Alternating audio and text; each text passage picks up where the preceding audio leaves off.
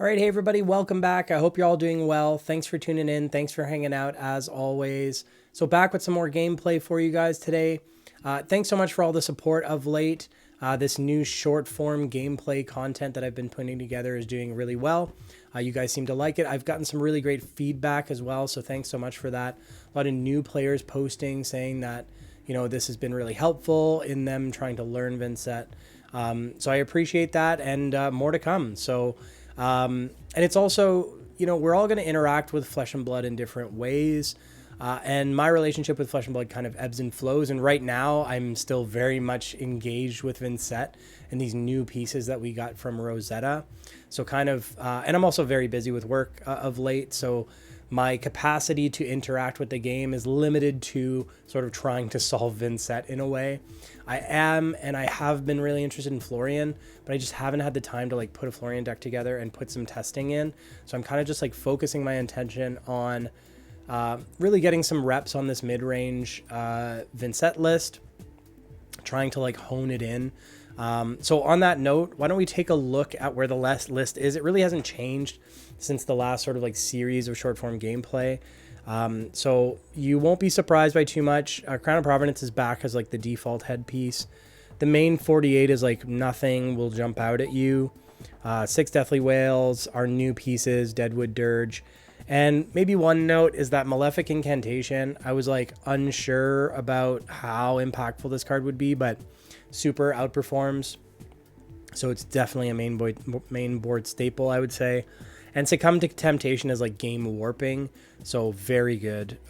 Machinations I don't have on paper actually. In paper at my armories, I've actually been playing a Redline list, my Redline version of this list, because I don't have my Machinations yet. It's hard to come by pieces sometimes in Canada, and I haven't found a reliable source for my 2 copies of Machination that I need. I did pull one.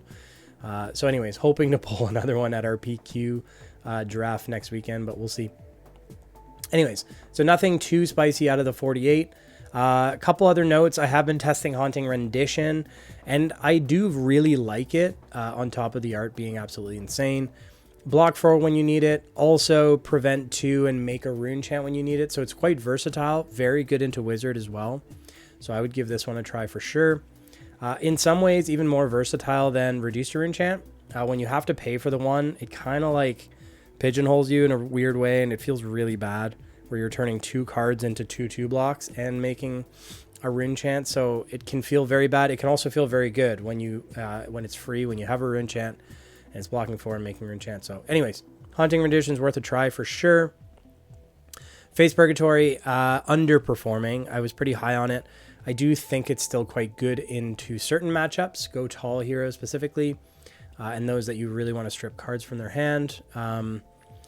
Envelop in Darkness is one that I'm on the fence with right now. I do think I would miss it into certain matchups, like Enigma specifically. We want as many Shadow non-attacks as we can have access to, as well as like Guardian and more grindy matchups where I'm running Tunic. Playing Envelop on Tunic is kind of the only way. It feels quite good though. Plus Reaping Blade is in the main board, and it's kind of a must-have in the main board with, as long as we have like life gain heroes in the meta. This is an easy include. But beyond that, pretty straightforward mid-range list. So really just focusing my attention on trying to solve that or trying to get reps on it. And you know, I think there's something to be said about being a specialist and really focusing on the hero. As long as the hero still brings you joy, right? I still very much enjoy playing Vynnset. And so this is just like the capacity at which I want to engage with the game right now. And so, you know, it does make it makes for the content on the channel to be a little bit stagnant maybe. But I mean, you guys seem to be enjoying these short form videos. So again, appreciate the support and hanging in there with me while we're in this sort of like awkward transition phase maybe, or this awkward phase where I'm really hyper focused on Vynnset. Ooh. Okay, Aurora is kind of like the new big bad in the meta, so this will be interesting. By the way, I thought I would just jump on Talishar. I am gonna, like, I do have some pre-recorded videos. I wonder if we go Carapace against Aurora, because we might not have the opportunity to use Tunic. I'm gonna try that. We're going to go reduce. Do we just go defense? We're going first, so I'm tempted to go read the runes. And then the last few pieces, we're not running tunic. Maybe we'll disrupt their arsenal. So I do have some videos, some pre-recorded gameplay. So banish and then make a bunch of rune chants. Sounds good to me. Decent turn 0 for us. So we're just going to make 4 rune chants. Obviously don't need to take some damage here. But yeah, I got some pre-recorded because I like the pre-recorded gameplay as well. It allows me to like watch it back and kind of like comment on some of my plays. But at the same time, we haven't caught up in a while. You know, I miss you guys. So I thought I would jump on here before I get into those pre-recorded videos. Just jump on Talishar and see what we could get paired into. So we have to assume they're going to play an instant here. Do we care? I think the answer is no, because we have a really good hand. So we're just going to soak up some damage, and we're going to send some damage back at them. Because Aurora first... Oh, and they have to pitch 2 reds, so they're kind of setting up. So they're not even able to give this go again. This is an excellent start for us. I don't want to get too ahead of ourselves, because Aurora can certainly turn this around. But this is a great start. So we're going to banish this Phantom Wraith. We're going to play out both of the Malefics. So after we swing with the first Wraith, it's going to make us 2 rune chants. We're also going to just play... Do we play this out or do we sit on it for later? I wonder. I don't know if there's any like point. It's just an extra 3. It could pair really nicely with a Deathly Whale though. I might actually just sit on it. So I'm going to play out the Whale. Swing the first Phantom Wraith. This will make us 2 rune chants. Swing the second Phantom Wraith. Pretty straightforward. What I'm not sure is whether we should break the chain and play Beseech. I feel like it doesn't matter. It's either 3 damage here, it's 3 damage next turn, and maybe allowing us to turn on an on-hurt ability. So they're going to preserve some life here, I guess. Pitching a blink, maybe they can't use it. Not sure. So we'll see what else they do. They're going to take some rune chants, maybe. Dealing 1 arcane. It certainly is. So I guess they're thinking whether they want to pitch some more or if they're just going to soak some up. I mean, this is just vanilla damage, though, because Phantom Wraith doesn't really have an on-hurt, so... I don't know. They might just be thinking about what... Oof. 2 blue blinks. They might just have an awkward hand. Excuse me. So now our 2 Malefics are going to trigger, make us 2 rune chants. They definitely don't want this to hit, but these don't block. Do they just not have, like, blocking cards? Are you sure you don't want to give us your equipment? So they're going to let this hit? I don't know. I'm not going to argue with them, I guess. I got to assume... It's the awkward thing about Talishar is, like... do you know whether they see the trigger or not? Like, do you assume they have seen the trigger? Do they just, like, miss the... I just see it. I find that like Mobsky's hits more often than not. Not really. That's not true. But it does hit quite often on Talishar. And I don't know if it's like... Obviously, Talishar is for practice, so it's not like the highest level gameplay. But also, I wonder if it's just that the trigger, like the little flag that says that it was played, if it's obvious enough. So... Anyways, we already presented a bunch of damage. We're just going to float this because it pairs really nicely with something like Deathly Whale, which we could play out from hand. So I could generate 1 rune chant and then 2 on banish. We might have to break Quill Hand here. So I think we block wides. We block with this. I should have maybe... The timing on Haunting Rendition on Talishar, like you kind of have to decide before this resolves whether you want to use it again or not. I could maybe... Can I do it on reaction? Yeah, I can. So I'm just going to do the damage prevention on this as well. Make an extra rune chant. Just get value for it. Although maybe I should have held it back because they have go again. They have another card. But Aurora doesn't really have... I spoke too soon. I was going to say Aurora doesn't really have that many on hits. Spoke too soon. So we'll just give up our Eloquent Eulogy, which we weren't going to use, and our Carapace. But that block 4 would have been perfect for Snatch. That's okay. That's okay. So we're going to break Quill Hand. I don't mind breaking Quill Hand when it means like starting up our rune chant generation engine. Since we have a Shadow non-attack here, we're just going to beef up this Deathly Whale and start our rune chant gen engine. So we're going to end on 2 rune chants, and we're going to present 9 damage this turn. We're going to end on 4 rune chants. Sorry, I keep forgetting our Malefic Incantation. So we're going to end on 4 chants, which is awesome.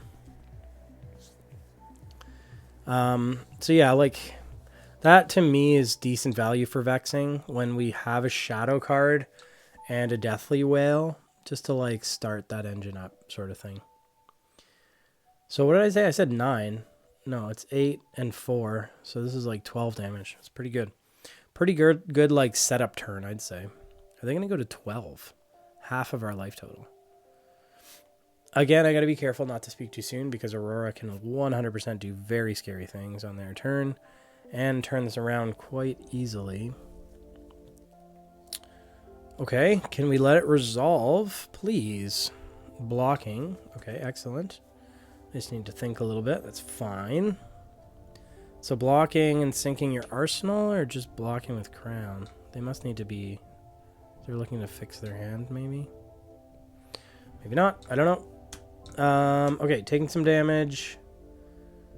We have a bunch of rune chants, so I'm really happy to see this reduce rune chant. Not so happy to see the rest of this hand. We don't care about the first initial one. We do want to try and prevent this burn up if at all possible. So we'll see how much we can block. We're definitely going to give up crown here to try and fix our hand. This is a fry for 3, which is easily blocked with this funeral moon. So we'll take advantage of that. Unless there's a, like, well, they could always, yep. No, that's not what I was expecting. I was thinking lunging press or whatever the, not lunging press. Lunging press. No, the electric one. Is it lunging press? Yeah. But we do have our reduced rune chant as like a backup. If ever they do react something. So they just get it back to hand, send it back. That's fine. We'll give them equipment this time. And sink one of our reeds. Nope, did not help. Did not help. Best case, we just have to give up the reduce, and then we can make a bunch of rune chants on our turn. Sizzle gives something +3. Oof. So 7 go again. Ouch. Well, we just give up everything. But I think it's worth it. We're not really doing anything on our turn anyways, and we're able to stuff their burn up, which is quite good. So we'll just banish our read the runes, make a 6th rune chant, and move on with our lives. It's kind of like not the end of the world. Here we have an Eloquent Eulogy we can banish and play. So yeah, we had quite a few non-attack actions in a row, which is unfortunate. Like it is what it is when it comes to Vynnset. But it kind of happened during the right turn where we wanted to block a bunch anyways. It would have been nice to be able to send something back, but like not the end of the world. And with our 2 Malefic Incantations left, like we are going to end another burn up. This one I think we're just going to, like, we have to swing back with something. And ideally it's like, I would love to have Eloquent Eulogy and Succumb left in hand. This is just, I can't remember if it's just attack you control. So I think this pops on Starfall, which is just, we're just going to take it now. It's fine. So this should deal 6. Yeah. So that's fine. It deals 6. I mean, we could have prevented 1 of it, I guess, with AB1. And then they're going to come in for another 7. I don't think I care about machinations in this. No, another 5 draw a card. So they'd rather have an arsenal, I guess. So machinations. Chances of them blocking 7 rune chants pretty low. So I think Succumb is going to be online no matter what. I can kind of give up. Actually, I'm going to give up the Funeral Moon, and then we'll sit on Machinations and Arsenal, because I don't mind taking another 2 damage just to like secure an Arsenal for us. I think that's probably the play. So on our turn, we're just going to banish Eloquent Eulogy, Shoot off an Eloquent Eulogy for 7 and 4. They take any arcanes to come as online. And 4, I mean, they do have some equipment left over, so they might cover it up. I wonder if we just... No, we don't want to swing Flail here. So we might not actually swing... We might not actually play Succumb. Unless they don't cover... If they don't cover this up, obviously we play Succumb. I want to peek at their hand. But I feel like they might just give us their 2 pieces of equipment here, which is like an even 4 block. Pretty tempting to do, especially if they're sitting on a really strong hand. So, do they have a D-React? I don't know. Maybe they just don't care? No, they must have a D-React, because they're at 7. They're not just going to go to 3, are they? Because they would have just given equipment. They gotta have a D-React. They don't. I'm very confused. That was definitely not the play, because you just throw these pieces of equipment over. So we just take their Arc Lightning, right? The rest is just like, they can make one big beefy thing, but Arc Lightning scares me, especially because I don't know what's in there. I'm just gonna take the Arc Lightning. I don't understand. They might just be learning how to play the deck. This isn't like a great representation of this matchup, I don't think. Another burn up. That's what they had in Arsenal. Yeah, that's fine. So they're going to make... They can come in for what? 10? So give it +3. They're going to come over this and they can give it +3 after the fact. So this is for 10. We have 2 Chance and an Eloquence. We can just banish Whale. Machination's Whale. Flail is pretty good. This is 5, 6, 10. We can snuff it. I kind of don't hate that. I don't hate that, especially when they're at 3. So they're actually not going to play their thing. So we could have sat on that. Actually, maybe we should have. Whatever. I don't know why I actually played. I had the line in my head, and I was talking through it, and so I really didn't need to play that. In hindsight, like, I should have kept the D-React. It's not going to matter, because we have such a huge life lead, and every single one of these rune chances is important at this point. We also gave this Overpower, which I don't know, it probably will matter, because they mostly just have attacks and non-attacks. They don't have that many reactions. So I think they're just dead here, because they have to give us at least 1 card. No, they gave us a red to start off with, which is a really bad start for their pitch. So they must have a handful of reds, and so they're going to give us 2 of them, take 2 to 1, and then give us the rest of their hand, or give us... They have to give us at least 1 more card and all of their... Or no, they can just give us all of their equipment. All of their equipment, yep. So they were saving it for this, I guess. But we're still going to... We could break, chain, present Whale. They would have to give us the rest of their hand. Or we can just present Whale. Let's just present Whale. We're at 23. We don't need to get too greedy. Present Whale. We'll end on 2 rune chance. I like that better than forcing both cards out of their hand. Because then they're still only going to have a 2-card hand. And we'll end on 2 chance. Again, not sure this was like the best representation. This matchup is definitely... It could just be like we did have a really strong start. But this matchup is a lot harder than this. Aurora can do some really scary stuff. I've gotten full stomped by Aurora for sure. So as I was mentioning, like after this, I will be filming some more short form content, like watching some pre-recorded gameplay and kind of talking through that. I will take the one gladly. I didn't really look at my hand, but it doesn't actually really matter at this point. Every rune chant requires, so they need to give us a blue and 2 cards. And if they can, great for them. I mean, they have to give us a blue, all their equipment, and 1 card. At a minimum, they need to give us 2 cards here. They're pitching reds again, so they're going to have to give us their entire hand. So it is a pretty red-heavy deck, Aurora. So if you get them low enough, what we're seeing is not good for them. No bueno. So they have to give us everything. Pass. Awesome. No problem. Excuse me. Succumb's not going to do anything for us at this point in the game because they're at 1. They're never going to be able to take Arcane. Can still open up Bounding in worst case scenario. Banish, Whale, present Dirge.